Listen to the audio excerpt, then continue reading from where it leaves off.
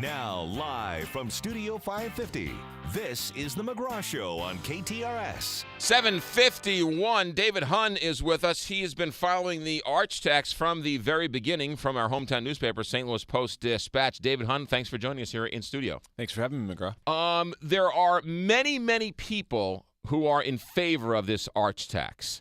And it's hard to find the people who are against it. But the people who are against it for what reason? Do we know? Yeah, so there's three big sets of critics, right? First off, you got the guys who just don't want tax increases at all. Right. And into that camp falls folks who don't believe the government's doing what they should be now. And if you fall into that group, tax increases are pretty hard to swallow.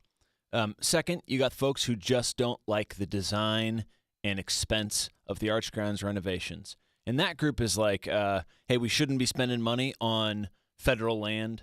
This is, in fact, some like Bruce Buwalda, the chair of the St. Louis County Republicans, said, "Listen, that's being taxed twice. Well, that's once you're being taxed for the feds and once being taxed for the state or local and state. Right. Fair enough." And then the third group are folks who don't like specific trails. So you don't have a whole lot of people who don't like Great Rivers Greenway, which is this huge parks organization that builds these trails all over the region. I mean, it's kind of hard to hate people who build trails, right? right. But you do have people who don't like specific trails, like, hey, man, they didn't do a good job building that trail behind my backyard. Right. Or I talked to this woman in the county the other day in Kirkwood who really loves some of the wild spaces that are left. And there's not, this is a pretty developed area. There's not tons of wild space left. So she was walking me down Emmenegger Park right along the Merrimack and showing me these trails through the woods that she just does not want to see asphalt, bike trails put through. Right. Fair enough, right? I mean, she wants that space to stay natural. She wants to walk, and not see bikers whizzing past. Right. Yeah, so that's those are the three categories. The city residents and the county residents are going to vote tomorrow on a 3/16 sales tax. Yep. 20 years from now, it's going to kick out? Yeah, so the legislature has to revote, and then I think the people have to revote too. So this is, Walter Metcalf, the chair of the Arch River Group. Right. He says that this is the ultimate in accountability. If they don't do well, they don't get the tax again. It's going to go to three separate groups. We call it the arch tax, but you mentioned parks and trails. It's going to be split up into three groups. Right. So 40% actually goes to city and county parks alone. So that's $12 million in the first year. $9 million goes to the Arch Group for the Arch Grounds renovations, and they're going to leverage that money for a bond issue. They're going to get about $90 million out of it, and they're going to use that $90 million chunk to start the big Arch Grounds renovations. Then the last $9 million a year will go to the Trails Group. Federal money and private money is also being thrown into this. For the Arch Grounds renovations, absolutely. Do we know where the private money is coming from?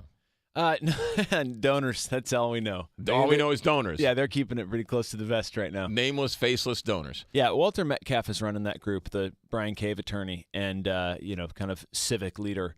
And he says they have $100 million already pledged. And this is the lid over Highway 70, right? This is going to sort of lead up to the old courthouse. So this is an interesting point, and I'm glad you bring it up.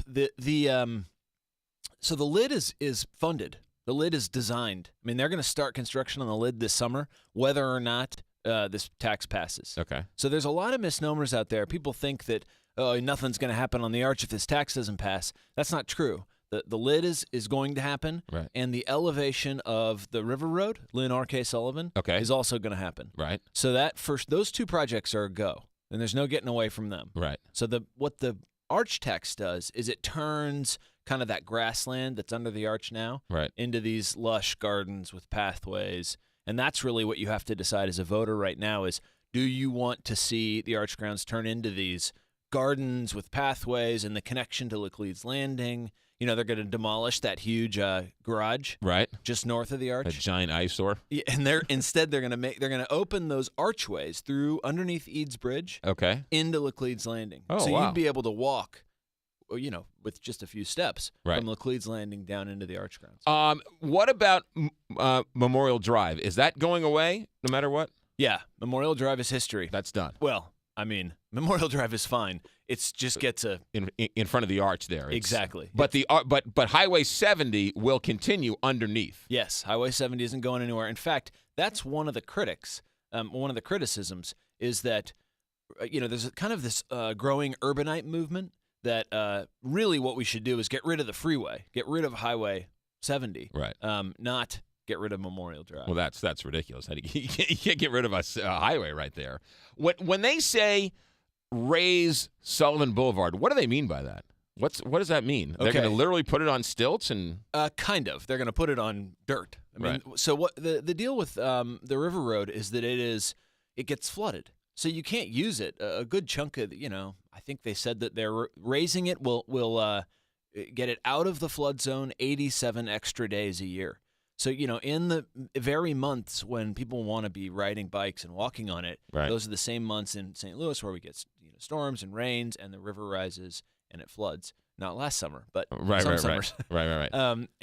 So they're actually going to build up the earth, rebuild the road on top of it, and then put in some promenades and put in some bike paths and try to make some space for Gotcha.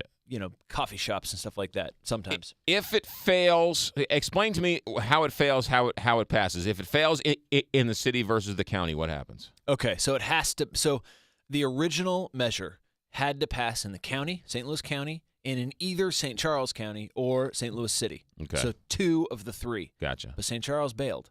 They said, we're not even putting it on the ballot. Right. So that means it has to pass in both the city and the county, or it will not go into effect. Gotcha. And this is tomorrow. Yep. And then you're going to come back Wednesday, and we're going to talk about the results. Yeah, absolutely. And we'll see. Hopefully we'll be able to tell what happens. And it's 3/16 of a sales tax, which people are saying equates to how much? 2 cents on a $10 purchase. 2 cents on a $10 purchase. Yep. So we're getting into the $50 range if you buy a car.